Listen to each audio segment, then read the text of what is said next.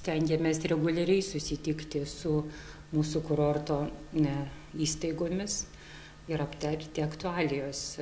Tai pirmiausiai pasitarime pasidžiaugiam mūsų kurorto įstaigų darbo rezultatais. Jau šiais metais turizmo srautai iš Lietuvos atvykstančių didėja 25%, lyginant su praėjusiais metais tuo pačiu laikotarpiu, užsieniečių net 35%, ir aišku, augimas yra žymiai didesnis iš Rusijos, ir tie skaičiai dar pasibaigus pirmam ketvirčiui, aišku, mus džiugina, kad kurortas yra mėgiamas ne tik lietuvių, bet vis labiau ir užsieniečių tarpe. Galimybės kurorto yra dvigubai didesnės negu pasiekti rezultatai pernai, dėl to visas miestas labai suinteresuotas,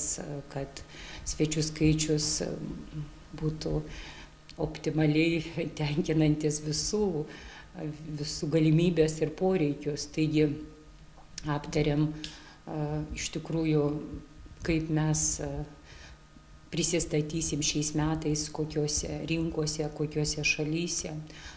Kaip visuomet klausimas, aišku, opus ir aktualus, tai yra finansų trūkumas, bet vis tik tai darbo grupė padirbėjusi apsisprendė, kur mes dalyvausim, bet kalbėta iš esmės apie gal tokius strateginius klausimus, kad būtina parengti kurorto strategiją rinkodarinę, kad aiškiai žinoti, kokios rinkos mums svarbios ir kad nebūtų vien parodos, o turbūt taikoma žymiai daugiau rinkodarinių priemonių, tai yra tikslinių verslo misijų, susitikimų, gal žurnalistų turų, tiesioginė partnerystė, panaudoti, išnaudoti mums naudingą linkmę.